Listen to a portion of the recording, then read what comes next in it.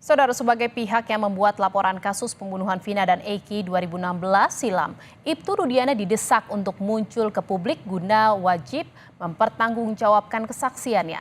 Namun kini keberadaan Ibtu Rudiana tak diketahui dan menjadi tanda tanya. Lalu seberapa penting kesaksian ayah Eki, Ibtu Rudiana, untuk mengungkap dan membongkar kembali kasus pembunuhan anaknya dan Vina? Kita akan bahas bersama penasihat ahli Kapolri, Irjen Purnawirawan Arianto Sutadi, dan juga pengacara Peggy Setiawan, Tony RM, yang sudah bergabung bersama kami di Kompas Malam. Selamat malam Pak Tony dan juga Pak Arianto. Saya ke Pak Tony terlebih dahulu. Pak Tony, Pak Tony, ini ada desakan agar Ibtu Rudiana ini muncul ke publik untuk bisa membantu kasus ini menjadi terang. Anda setuju dan perlukah kehadiran Ibtu Rudiana saat ini? Ya, sangat setuju karena bagi saya Ibtu Rudiana itu saksi kunci ya. Jadi Ibtu Rudiana ini ya Bu, yang pada saat diamankan pelaku itu kan oleh Rudiana ya, itu tertuang di dalam baik di dalam BAP maupun di dalam 3 putusan pengadilan atas nama 8 terpidana. Mengakui dalam kesaksiannya itu ialah yang mengamankan, ialah yang mengintegrasi. Kemudian pada tanggal 31 Agustus setelah diamankan dan interogasi itu ya, kemudian pukul 18.30 Rudiana membuat LP atau laporan polisi. Nah, setelah membuat laporan polisi yang diperiksa pertama kali adalah Rudiana ya. Dalam poin 5 ya, Rudiana itu ketika ditanya penyidik ya apa ya? Ketika ditanya penyidik ya, tahukah saudara identitas para pelaku pembunuhan berencana ya dan persetubuhan terhadap anak itu? Rudiana di situ menjawab bahwa adapun ya para pelaku itu identitasnya sebagai berikut. 11 lah disebut dari Eko Ramadhani terus sampai akhirnya Peggy alias Peron yang terakhir. Nah, 11 orang itu yang disebut, 3 diantaranya DPO ya, 8 itu tertangkap, ditangani, ditahan. Nah, artinya disinilah Pak Rudiana dari mana ya dia bisa mengetahui semuanya ya. Sementara hanya informasi dari AF, AF pun melihat dari jarak kejauhan ya. Jadi sepertinya ini main tangkap saja ya, main tahan saja ya, kemudian dilimpahkan ke Reskrim 18.30.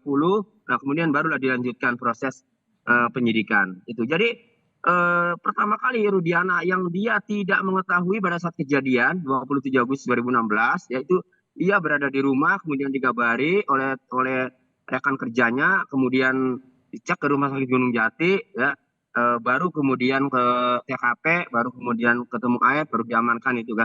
Nah, artinya Pak Rudiana ini tidak mengetahui peristiwanya ya, tidak berada di TKP. Namun ya, dan tidak tertangkap tangan loh ya. Namun dia berani mengamankan saat itu 7 pelaku karena satunya udah di dalam ya. Berani mengamankan 7 pelaku ya, tanpa alat bukti. Harusnya mengamankan orang yang diduga melakukan tindak pidana itu ya, itu harusnya harus ada bukti permulaan dulu. Ini tidak, kecuali tertangkap tangan. Dan ini tidak tertangkap tangan 3 hari kemudian. Inilah asal muasal ya Rudiana ini sembrono ya, kemudian sampailah dibuat seperti ada kesaksian di Jakbar. Artinya adanya dugaan kesaksian palsu yang dilakukan oleh Ibtu Rudiana seperti itu di kasus ini. Kalau Anda melihat Pak Arianto bagaimana Pak? Setuju nggak dengan apa yang disampaikan oleh Pak Tony? Setuju yang mana Pak Tony tadi kan banyak ceritanya ya. Tapi oke lah, saya kira-kira akan menduga ini ya. Jadi tadi Pak Tony kan menerangkan, pertama kali ya, apakah setuju nggak kalau Pak Rudiana dihadapkan ini ya, sekarang suruh muncul, suruh memberikan pencerahan gitu. Kalau bagi saya itu wajar saja ya, tuntutan daripada semua masyarakat, apalagi tuntutan daripada para kuasa hukumnya Peggy yang kemarin itu berhasil dibebaskan gitu. Tapi di sini saya bukan menyatakan setuju tadi tidak setuju, tapi kita bayangkan ya, seandainya Pak Rudi itu nanti ditampilkan ke depan publik ini, pasti dia menolak pasti. Karena dia pasti akan dibully, kemudian ya kemarin saja kan susah-susah dicari itu.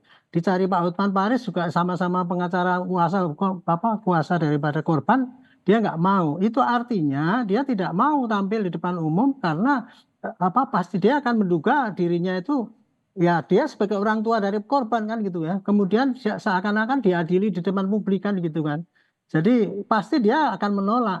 Nah, Tapi Pak hak Arianto, menolak. jika memang Ibtu Rudiana ini menolak untuk muncul ke publik, apakah Ya. masyarakat dan pihak-pihak yang mendesak untuk kemunculan Ibtu Rudiana ini tidak semakin bertanya-tanya? Itu ya itu risikonya, itu pasti bertanya-tanya. Tapi penolakan Peggy Rudiana untuk tampil di TV itu nggak bisa kita paksa, itu hak seseorang itu. Jadi ini tergantung daripada si Rudiana mau tampil apa tidak. Kalau tidak, ya nggak mungkin polisi juga penyidik ataupun apa lain itu memaksa dia suruh tampil di depan publik. Itu pandangan saya ya. Tapi dengan tidak munculnya dia itu memang sangat merugikan citra Polri. Karena sampai sekarang ini kan dianggap para peradilannya amburadul gara-gara dia kan gitu kan. Itu jawaban saya untuk ini ya. Kemudian untuk yang kedua, kenapa kok kemudian si Rudiana sekarang itu tadi menangkap kok kemudian tahu semuanya kan? Saya ceritakan ini kenapa itu bisa terjadi. Itu Baik, dulu kan mungkin kasus untuk muncul ke publik ini kemungkinannya bisa menolak, tetapi kan penyidik tidak menutup kemungkinan untuk bisa memanggil kembali Ibtu Rudiana untuk diperiksa kembali dan membongkar lagi kasus pembunuhan Vina ini. Apakah memungkinkan, Pak Arianto? kalau memeriksa kembali itu sudah pasti kemarin sudah diperiksa itu Bu di dalam penangkapannya si Peggy itu pasti dia diperiksa lagi itu diulangi lagi kemudian untuk dasar untuk penangkapan Peggy itu jadi kalau penyidik di sini kewenangannya cuma manggil dia sebagai saksi tapi tidak berwenang untuk menampilkan dia untuk tampil ke publik untuk menyampaikan apapun yang kepada publik itu namanya kalau kita paksakan itu melanggar HAM dong gitu itu kalau mengenai kehadiran di publik ya. Boleh nggak saya Sekalipun nerangkan memang tadi Peggy Setiawan ini adalah korban salah tangkap seperti itu ya, Pak eh, Arianto? pelaku korban salah tangkap kan itu maksudnya Mbak gitu ya. Iya Iya. kan? Jadi Ya memang itu kan tuduhan daripada korban salah tangkap. Nah, kemudian saya akan menerangkan ini. Kenapa kok sampai tadi Pak Tony bilang kan, itu si Rudi kan kok tahu 11 identitas dan sebagainya itu kan. Dari mana itu kan gitu kan. Nah, saya ceritakan ini gini. Itu kasus dulu dilaporkan temuan kecelakaan tunggal. Orang meninggal ternyata satu diantaranya oleh Pak Peggy ayahnya Eki ya Pak Rudiana dia sebagai polisi menerima putranya meninggal dikatakan kecelakaan tunggal tapi begitu melihat kondisi apa yang begitu menyedihkan katanya ini ceritanya Kadis Humas Kadif Humas Mabes Polri kan kayak gitu ya ini sangat menyedihkan pecah di sininya tengkuknya di tengkoraknya dan ini suatu perbuatan yang sadis kan dibilang gitu nah orang tuanya melihat kayak gitu kan otomatis kan dia nggak terima kalau ini dianggap sebagai kecelakaan lalu lintas maka dia sebagai polisi ya pasti dia akan mencari namanya menyelidiki sendiri. Nah, kemudian dia mengadakan penyelidikan sendiri di baik. samping dia sebagai polisi dan dia sebagai ayahnya. Kemudian dilakukan oleh Pak Rudiana ini, kemudian menangkap orang yang disampaikan oleh AF itu tadi, kemudian diinterogasi oleh dia. Kemudian Baik, dia menurut membuat Pak laporan Arianto ini polisi. tidak urgensi gitu ya untuk kemunculan dari Ibtu Rudiana saat ini Ya, ke kalau publik. untuk kemunculannya enggak. Kalau dari Pak Tony, saya ingin juga mengetahui ini kan kondisinya sudah berbeda gitu ya pasca akhirnya klien Anda dibebaskan. Ini urgensinya seperti apa kemunculan Ibtu Rudiana di publik dan ingin apa saja yang bisa digali dari kesaksian dari Ibtu Rudiana jika memang bisa dimunculkan saat ini? Ya, baik. Untuk perkara posisi Rudiana sebagai korban, sebagai ayah korban, ya, sebagai ayah dari Eki, sebagai pelapor, memang apa yang dikatakan Pak Arianto itu hak Pak Rudiana, mau muncul mau tidak. Cuma yang saya terjemahkan di sini, muncul itu kan dalam arti ya, di penyidik lah ya. Yang ingin ketahui itu adalah diperiksa penyidik, kemudian dimunculkan ya oleh pihak kepolisian. Nah, kalau begitu keinginan publik ya, maka ini ada jalan. Apa jalannya? Pengacara para terpidana kan sudah melaporkan. Jadi posisinya terbalik. Kalau tadi Pak Rudiana itu punya hak untuk muncul atau tidak, maka di posisi Pak Rudiana sebagai terlapor yang dilaporkan oleh terpidana, maka penyidik Bareskrim Polri yang menerima laporan pengacara para terpidana itu mempunyai kewajiban untuk memeriksa Rudiana. Nah, setelah diperiksa, nah, maka penyidik bisa tuh kan, publik mendesak penyidik atau propam ya yang memeriksa harus segera mengumumkan apa hasil pemeriksaan terhadap Rudiana. Nah, yang penting digali dari Rudiana berdasarkan catatan di putusan pengadilan ya Bu, itu pertama, Rudiana yang mengamankan pertama kali ya itu tidak menyita handphone anaknya Eki. Padahal anaknya Eki itu meninggal ya. Seharusnya ketika orang meninggal, seorang anggota polisi itu harus mencari petunjuk. Handphone itu salah satu alat untuk bisa mendapat petunjuk kalau memang disita. Ini tidak, punya handphonenya Eki tidak disita. Ini terkonfirmasi dari temannya Eki namanya Liga Akbar. Dari putusan pengadilan ada 6 handphone. Saya tanyakan, Liga, ini ada nggak handphonenya Eki? Tidak ada, Pak. Kamu tahu handphonenya Eki? Tahu, Oppo. Ini nggak ada yang merek Oppo. Itu, jadi tidak disita. Kedua, 6 handphone yang diantaranya milik Vina, ini tidak dibuka juga riwayat percakapannya. Kemudian yang ketiga, ya, anak buahnya Pak Rudiana yang sama-sama mengamankan 8 pelaku itu, mereka bersaksi yaitu Dodi Irwanto dan Gugum Gumilar memberikan kesaksian bahwa mereka mengecek CCTV di lokasi kejadian, namun belum dibuka. Jadi banyak yang digali dari Pak Rudiana ini ya nanti.